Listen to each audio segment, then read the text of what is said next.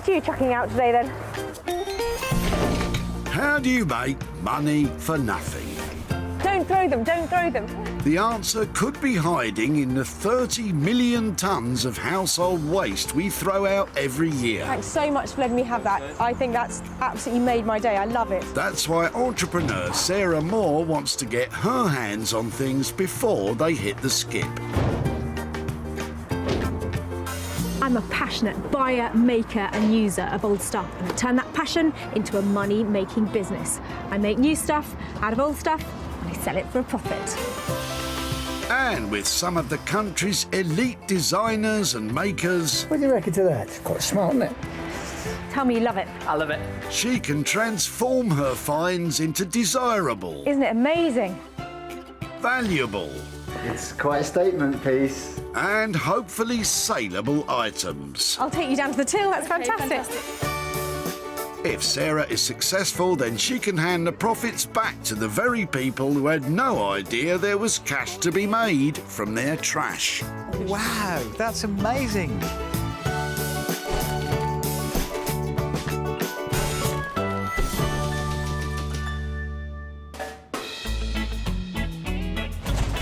Whitley Recycling Centre in Surrey is a veritable smorgasbord of unloved, smashed-up items. The range of rubbish coming in here today is fantastic.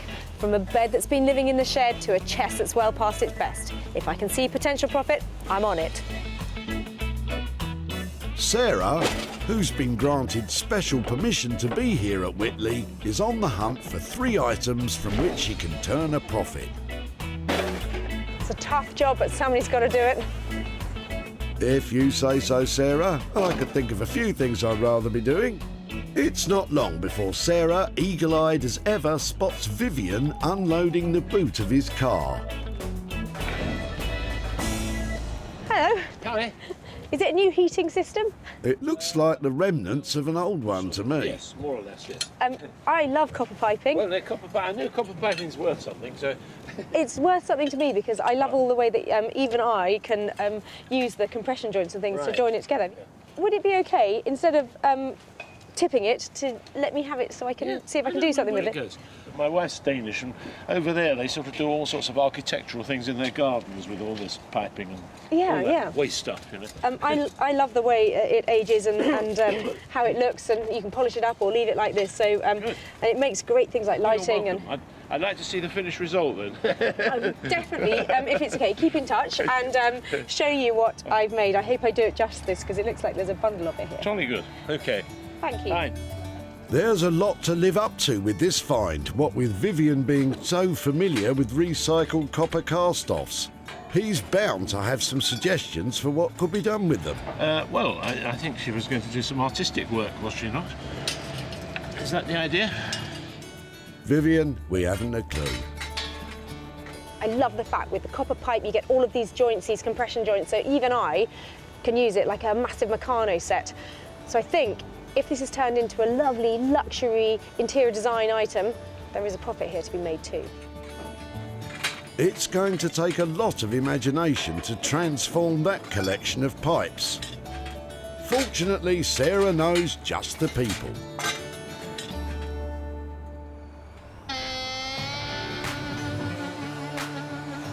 Say hello to Josh and Olly, designer makers, business partners and best friends. These boys use naturally recycled materials to create handcrafted furnishings and high-end interior pieces. Definitely love what we do. I think we're really lucky in that sense. I think what makes us different is that we have got original ideas and we have got our own style to bring to the table. Josh's background is in woodwork, but my background's in graphic design. But it's like a really nice combination, and I think we've got some pretty crazy ideas and think quite out of the box. Yeah, I think it does make us stand out from the rest. They do say that 2 heads are better than 1, which is good news, as it's going to take some serious brain power to make anything with this little lot.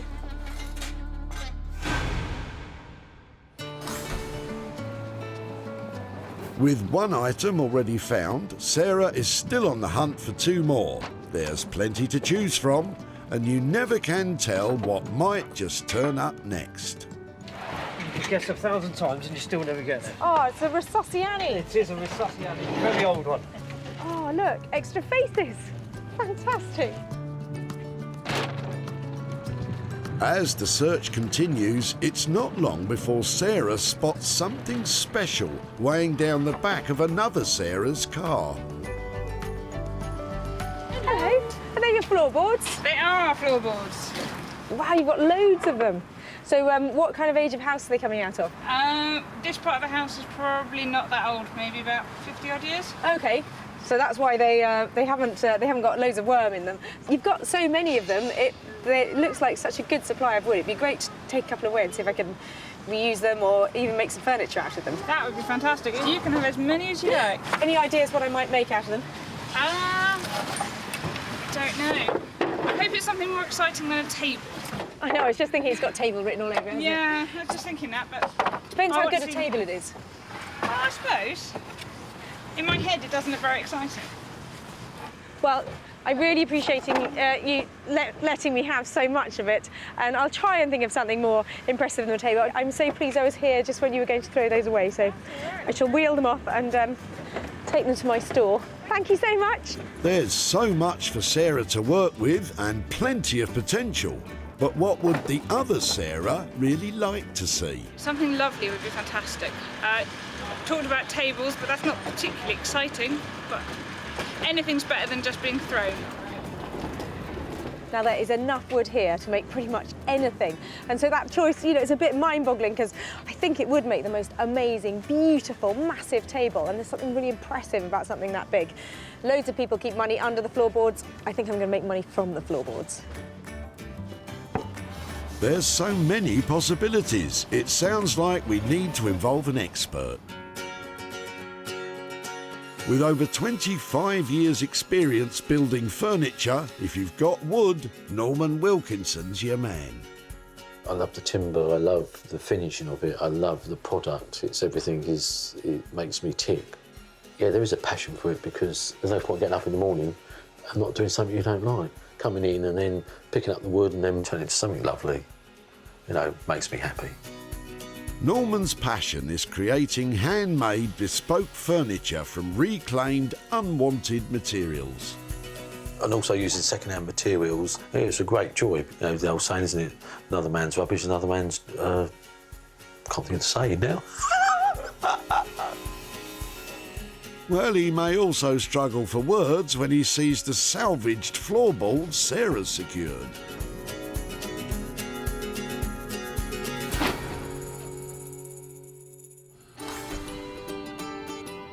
Sarah has only one item left to find, an item which she can work on herself. Oh, wow, look at that.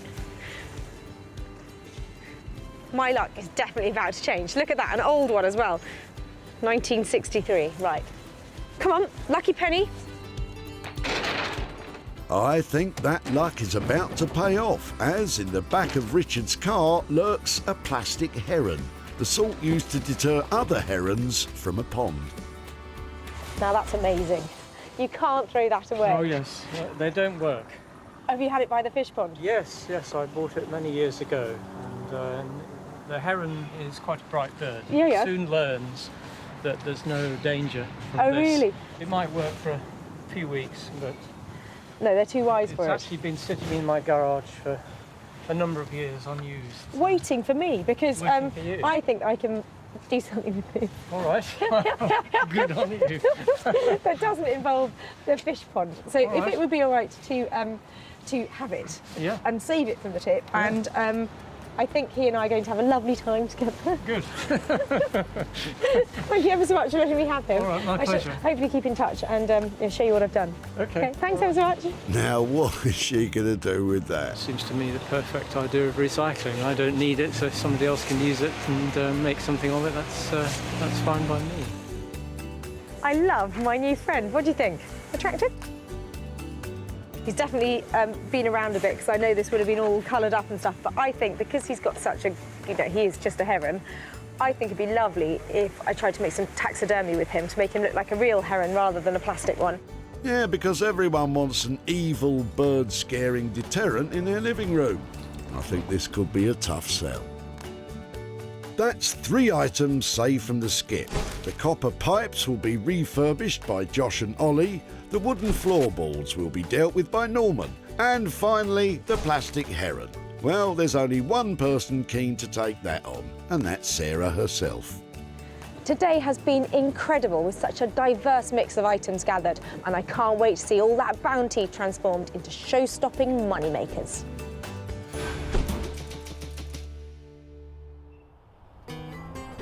Sarah's first stop is a visit to West Sussex, where, in a slightly unassuming warehouse, Ollie and Josh are nervously awaiting Sarah's arrival. So we're pretty excited to see what Sarah's going to be bringing. Just a little bit nervous. She's usually got a knack of bringing some pretty crazy stuff along with her, hasn't she? Yeah, yeah. There are endless possibilities about what you can do with copper pipe, and whenever I see it, I always want to pick it up. And I'm just hoping that Josh and Ollie are going to have some original ideas of what I can do with it. Hopefully it's something that we can see some real good potential in and, yeah, make something real nice. Yeah, hopefully. Having copped a load of the copper tubing, and with Sarah seeing endless possibilities, the pressure is on to pipe up with some plans to produce a profit. Loads of it. Yeah. It's a good one. In this process, it's all about the end product and what you can make and then what I can sell it for. So I'm after really commercial stuff that has got a great high-end value. So I don't know what kind of stuff you've done with copper before. It could be something ornamental, maybe candle holders or something, where we could make quite a collection of them that would have quite a good value to them. That sounds so cool. That could be something we could do. We've done something similar in the past where we've just used a little bit of copper and then on the lathes we've turned like a base or you know, some other wooden element. You've got this kind of natural verdigris of the copper. Yeah, those two textures together are beautiful, aren't they? It just works so well together, the colour combinations. And I think using all of the copper for products like this, I think would be a great use. So the boys are thinking of candlesticks, using the copper pipe and adding wood-turned bases. With this amount of copper, a whole collection would be possible. But it's important to keep costs under control, as Sarah's all about making a profit. OK, so maybe it's better for me to, like, set you a budget and you just go crazy for the budget and stop when you stop. If yeah? What kind of figure did you have in mind? If I left you with kind of like 300 quid. I think that gives us more freedom to kind of experiment and, you know, see what comes out at the end and just kind of, yeah, go crazy with it all, so. Crazy sounds great. Great. Give me a shout if you've got any problems, if you have any more mad ideas, you know, just go for your lives, OK? All right. Thanks ever so much. Cheers, Sarah. It's nice when you get something like this because you can experiment with the material and there's enough of it here where we can make a couple of mistakes, but at the end of the day we can have a really good range, a good selection of different products on offer, so I think this is good. This might sound a bit silly because we're just talking about a load of copper pipes, but there is a real sense of excitement in that workshop and I cannot wait to see what those boys produce. With a budget of £300 and free range to go crazy, what could possibly go wrong? Sarah's next stop takes her to the picturesque village of Hellingley in East Sussex. Not known as a hotbed of creativity, but home nonetheless to Just Jones, where Norman Wilkinson specialises in making new from old. I think it's going to be great fun just to see what we've got to do. But my worst nightmare, I think, was to have something in flat pack to think, hey, what are we going to do with it? What a disaster. Luckily, there's nothing flat-packed about this little lot. And with so much material, thinking of something more impressive than a table should be easy, right? I'm hoping that is a tempting little pile of floorboards that Norman will be pleased to take on to turn into something amazing. There's lots to work with here. Let's see what he comes up with. Something amazing. No pressure there then, Norman. Oh. Sarah, how are you? Yeah, I'm really well. How are things? Yeah, they're good. They're good. Floorboards. Yeah, not just these. Check this lot out. Oh, look at them. Hundreds of them. Fantastic. That is what I love. Brilliant. Floorboards. Here, you have this lot. Thank Shall I you very load much. you a few more up and we can... Well, who would have thought that in East Sussex, the way to a man's heart is with a big pile of old planks? Right. Take these in and I'll come back to some more. Brilliant. Volume with that lot. Heaps there, aren't there? Lovely, aren't they? Loads and loads of lovely floorboards. So the really obvious thing is to make a lovely plank top table out of it. Why can't we be a bit more exciting? Something other than a table, perhaps. I think we've got all this timber here. Why don't we do something creative? We're going to get, say, this first piece of board. Yep. And then we'll cut a size, and we might start with, say, a square. Right. And then here we might then do 3 other bits. And then we might then cut another one to go round that corner like that. I reckon we could make a good 6 foot by 36 dining table. Ah, so we're going with a table then. At least this one sounds interesting. These are a set of legs that we had, but we could actually use these, and it'll give it a really cool look. Okay, and in terms of the finish you get on the leg, what do you leave it just like that? No, we'll clean it up with a wire brush, give it a good old clean with a wire brush, and then we'll wax it, and then it'll give it a really nice tactile feel as well, and it'll make it go darker, but it just makes it go lovely. Okay, I'm really bought in on those. I think they are beautiful and they add that kind of finesse, adding that metal. Yeah. Industrial feel legs to complement the intricate wooden top design. Sounds time-consuming and expensive. To make it all into a lovely saleable item, you'll be looking at £975. Okay. With the metal legs, it will give it a lovely twist, and we'll have a little bit of industrial with everything else, and I think it'll be on the money. 975, so you're teasing me at under 1,000 there, aren't you? You're trying to win me over. I'm trying. Because at 1,000, you know, basically, to commission something for £1,000, I really want this to pack a punch. I want to be selling it. It will pack a punch, I promise you.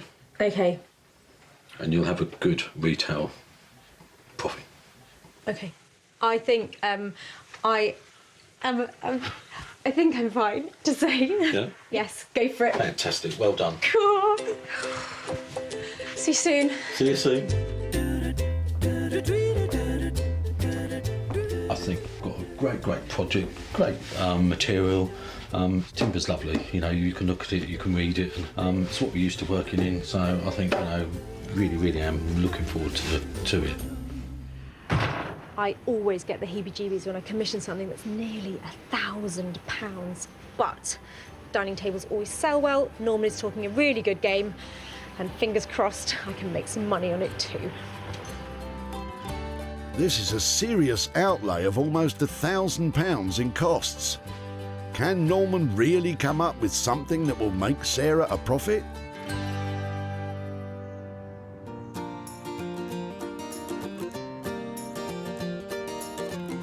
Back home in idyllic West Sussex, where wildlife is in abundance, Sarah has been inspired with her very own project.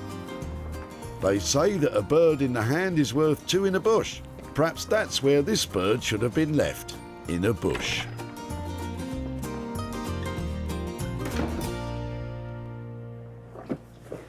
I have been dying to get started on this piece of pond life. I have got great plans for him. I want to cover him in fabric and turn him into really high-end taxidermy sculpture.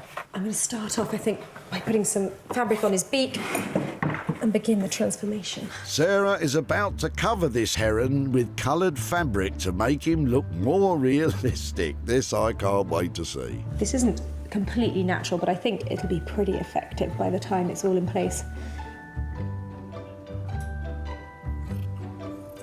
I'm cutting out some little grey feather-shaped pieces so I can start building up the pattern that the feathers make all along this head section and down here. I've put layers and layers of little trimmings of linen across this top bit here to try and make it look like that fluffy Mohican that the heron has. I've cut little strips of it like this, and if I just lay them on and layer them up, hopefully he's beginning to get that really menacing heron look again. Herons are unmistakable in their natural appearance and can be found in all areas of the UK all year round, as they are birds which do not migrate. Interesting. Looks more like emu. Oh no, where do I take these things on?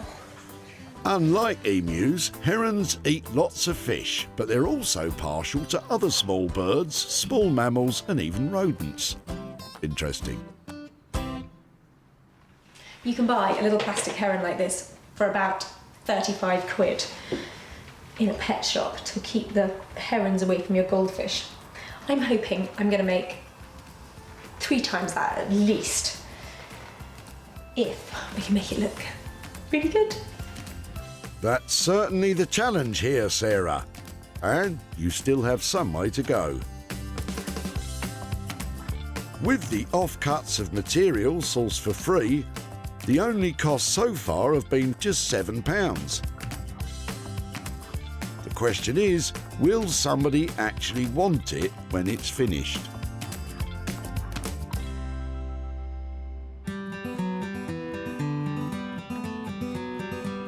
Back in West Sussex, the boys have taken Sarah's words regarding mad ideas to heart.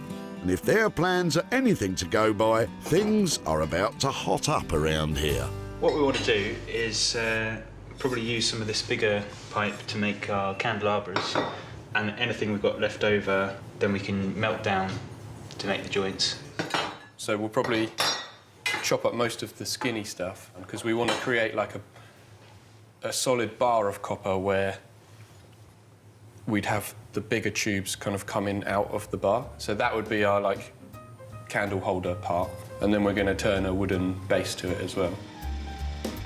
This is sounding more and more ambitious. Josh and Olly start on their classic candelabras by cutting up the copper that they intend to melt down. The boys plan to use a method of casting called the lost wax method, although with a slight twist on this occasion, it will be a lost polystyrene method. That works. Just a tiny bit. The idea is that the desired look of the final item is created using polystyrene, which, once in contact with molten copper, burns away, leaving an exact shape mould. With this polystyrene idea, it's not definitely going to work. We have tried it a couple of times before and managed to get something out of it, so just hope that it will work today. Not only is this their own method of casting they're trying out, but they will also be using their own homemade furnace. Yikes! The boys have lined half an oil barrel with heat-resistant cement and have built an air duct at the bottom to which a hairdryer will be attached. They're about to heat copper to above 1,000 degrees. Good luck, guys. I've got a feeling it could go really bad. Why? Once the molten copper gets into this bit, it could just run all down these pipes. That's absolutely what's going to happen, isn't it? So we either go for it or try and prevent that. It's making us look heavily stupid right now. To be honest, this is half the fun. I mean, if everything went smooth, it'd be pretty boring, you know? So this is where it gets interesting. Having spotted a flaw in their casting plan, the boys choose the prevention route rather than just going for it. By packing sand into the bottom of the pipes, the hope is that the molten copper will be prevented from escaping down the hollow tubes. And it's only until you do stuff that you realise where the problems are going to come from. Because you write this down on paper and you can't really see that happening. So you've got to actually get out there and do it before you realise where the potential mistakes are going to come from. If you say so, Josh. In such critical operations as this, teamwork is everything and clear communication is key.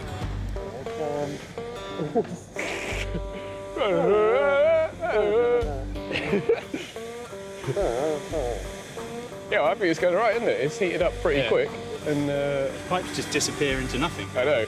Yeah, they don't add up to too much. Once the pipes have melted down, Josh pours the molten copper into the mould.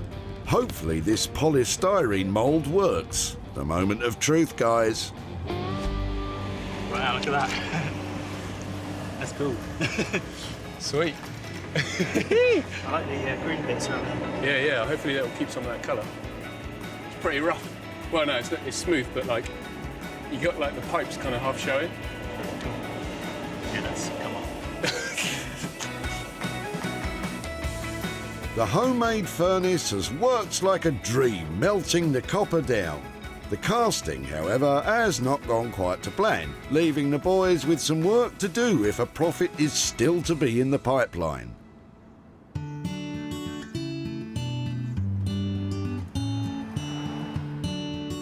Back in East Sussex, Norman is embarking on making a complex mosaic tabletop out of the old floorboards Sarah left behind. Not as simple as it sounds.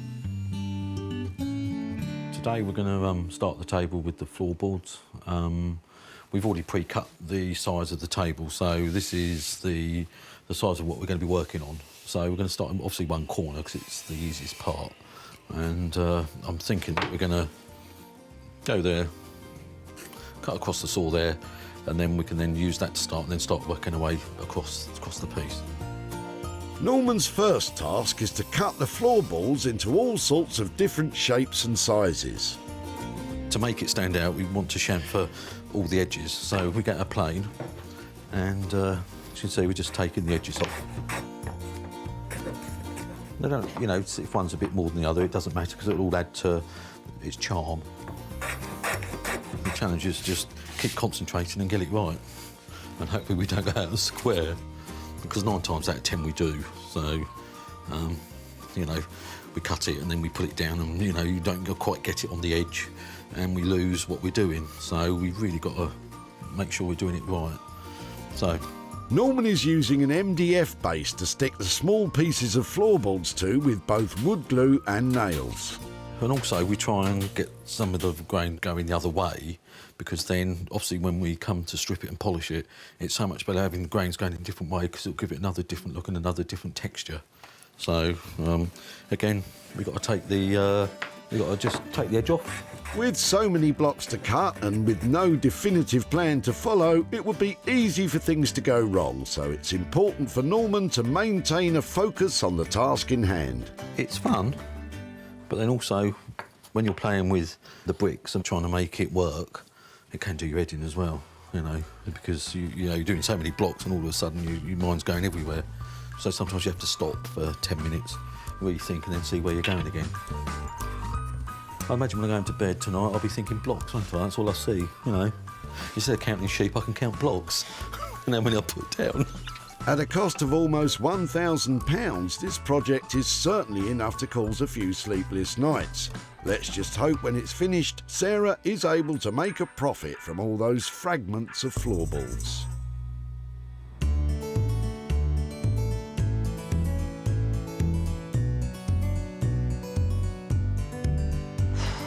I've made a real mess here, but I have got some lovely green velvet. I'm going to cover this base with some green velvet, so he looks like he's standing on a beautiful mossy riverbank. Finish up here, and then he should look fantastic. You certainly can't fault Sarah for effort with this one. She's managed to turn what was an unremarkable bird scarer into a remarkably scary bird. When Sarah collected him, this heron was destined for the dump. With a little fabric, pots and pots of glue, and what looks like a bandage, he now stands proud, clothed in his plumage of many colours. So hopefully Heron has made a transformation from pond-side predator to a top-end taxidermy. With the heron all ready to fly the nest, Sarah takes photos to show its splendour. So, who would want a 2-foot plastic heron? Well, they did. Perhaps for obvious reasons. Surprisingly, this little pub in Havant didn't have its own heron. It does now. Sarah met Richard holding a heron at the Whitley Recycling Centre. You can't throw that away. Oh yes, they don't work. An ineffectual bird scarer certainly wasn't about to scare Sarah. I think I can do something with this. All right. Good on you. Sarah set about styling the bird and luckily knew of a Heronless pub who were keen to take it off her hands.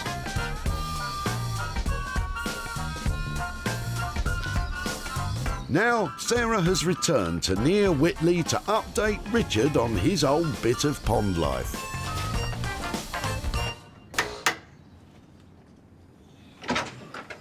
Hi, Richard. Hello. Lovely to see you again. Yeah, you're not in your tip kit, are you? No, definitely not.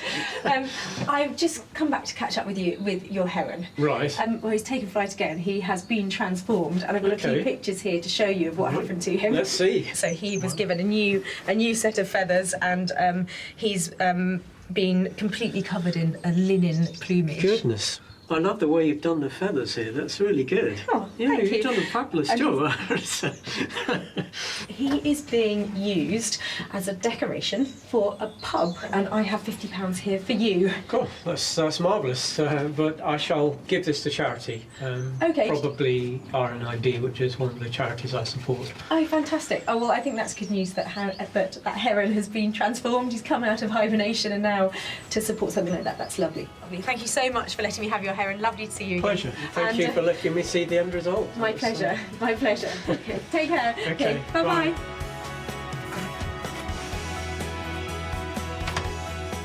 The heron transformation cost Sarah just £7 in total. £5 for the plinth and £2 for the glue. And with the new feathered friend selling for £57, that left a profit of £50 to be handed back to Richard. Well, I love it when the projects are a little bit of a surprise, and I think Richard was really pleased to see what had happened to his heron, and I'm pleased that it's got a new home and I've handed over some money for nothing.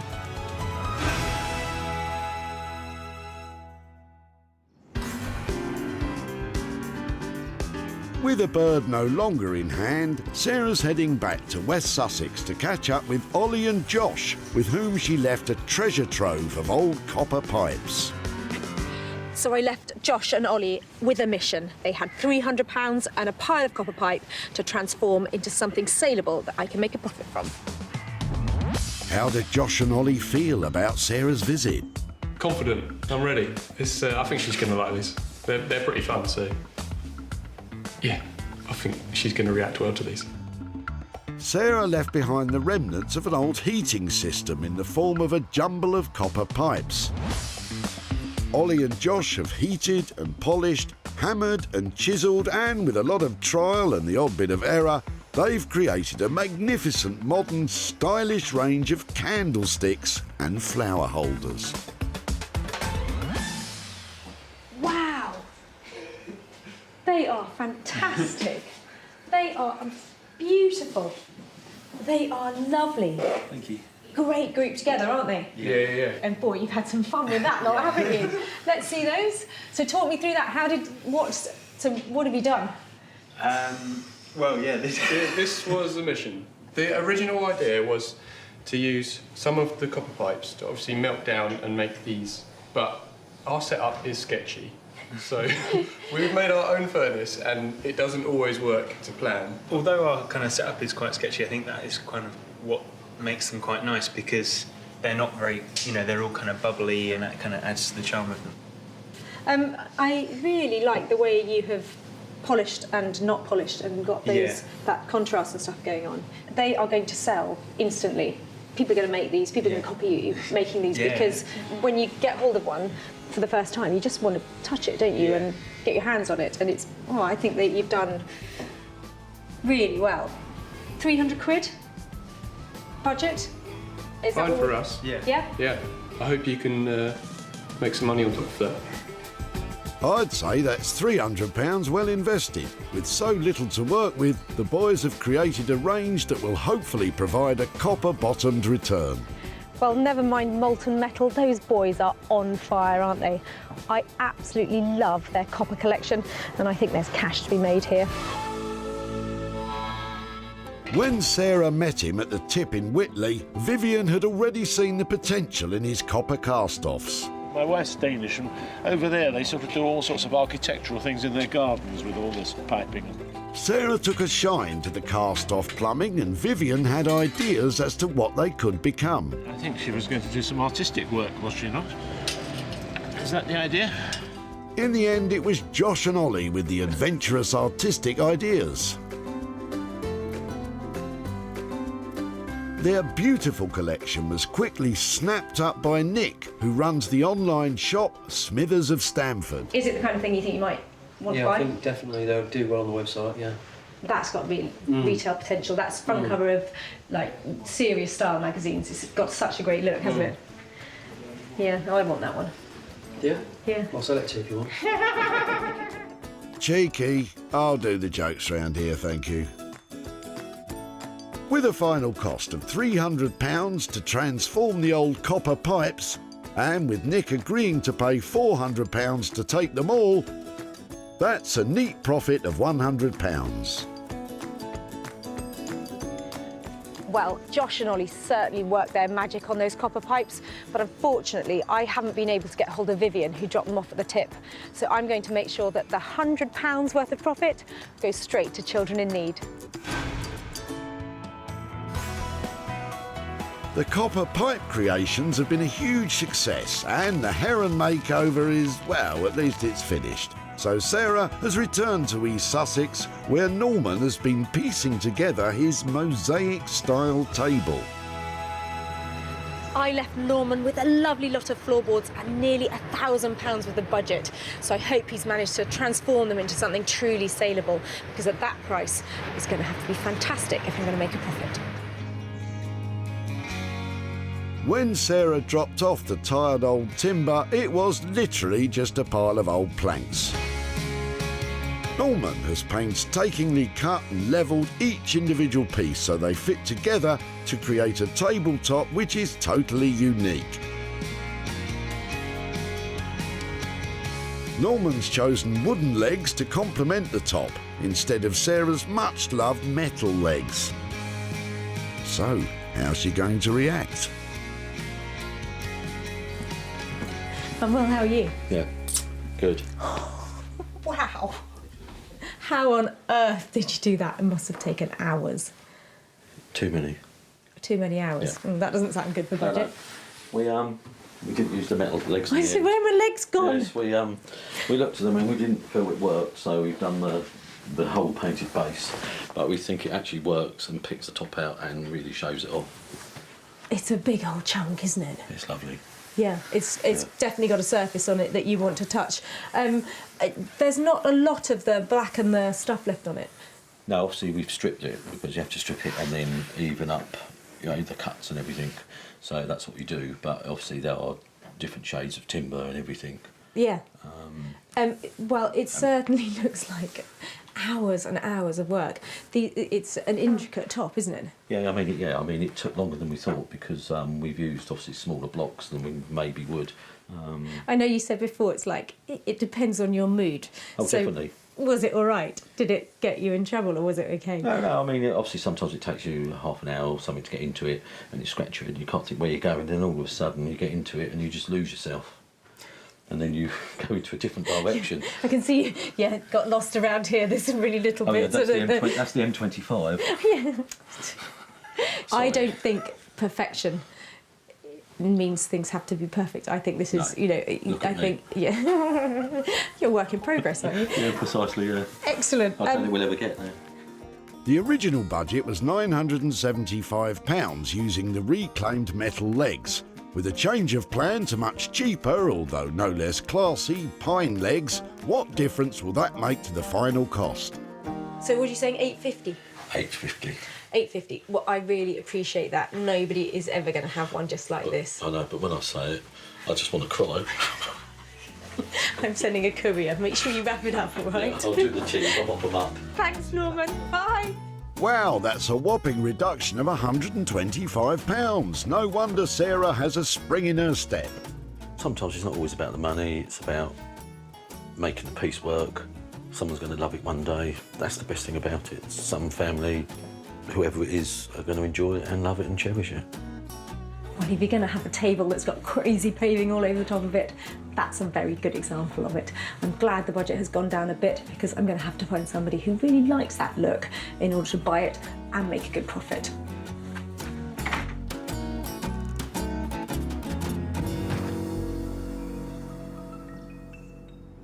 When Sarah met Sarah at the tip in Whitley, she was busy unloading a boot full of floorboards. Are they your floorboards? They are floorboards. Wow, you've got loads of them. Sarah had hopes as to what the boards might become. Hope it's something more exciting than a table. I'll try and think of something more impressive than a table. Try as she might, the floorboards did indeed become a table. But Norman made sure it wasn't just any table, and it was snapped up by established vintage and retro dealer, the Old Cinema in London. Our Sarah has now returned to Whitley to catch up with the other Sarah to break the whole "it is a table" news. Hiya. Hello. So nice to see you again. And you? How are you? Good, thank you. I was hoping to catch up with you because I took your floorboards at the tip, and I remember you saying that you've been renovating your back bedroom. Is that right? Yes, we have been. Has that all happened now? I wish it had, but unfortunately it's a bit slow in the progress, but it's getting there, it's getting there. Oh, fantastic. So when we took them away, I remember you saying, I wonder what you make, anything but a table. Had you thought what we might do? To be honest with you, I hadn't, but I'm very interested to see. Well, I work with this fantastic guy called Norman, who is a real old school maker, and I took the floorboards to him, and he loved all the textures on them, and he said, I must make a table out of them. And I went, oh no, and he said, well, no, it's a really great one, I've got lovely ideas. So I brought you some pictures to have a look at. This is how it turned out in the end. Wow. So that is now a sort of 6 Well, to 8. it's not the straight planks, is it? So it's definitely a very intricate patchwork. That's lovely. Yeah, so it was snapped up by a London buyer who has a big shop in town, and I have £100 profit from your floorboards, and for you. That'll help go towards making our back bedroom better. Oh, fantastic. That's a really lovely feeling that's going to go right back to where it came from. Yeah. Well, they were great to work with, and I'm sorry we didn't come up with something more interesting. But it was lovely. Thank you very much. Oh, it's a pleasure. Lovely to see you again. Thank you. Okay, bye-bye. With final costs of £850, Sarah managed to sell the Mosaic top table for £950, which meant £100 profit could be left with Sarah to help finish those bedroom renovations. Well, I think we got away with that. Sarah said making a table out of her floorboards might be a bit boring, but with £100 in her pocket, I think we changed her mind.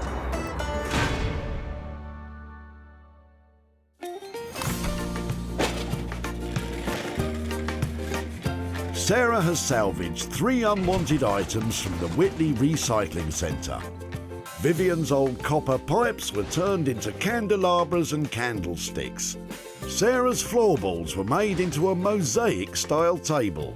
And the plastic heron has been adorned with a new coat of feathers. So that's 3 more things saved that were destined to be dumped. And we met some fantastic people, created some amazing items, and we turned a pretty decent profit too.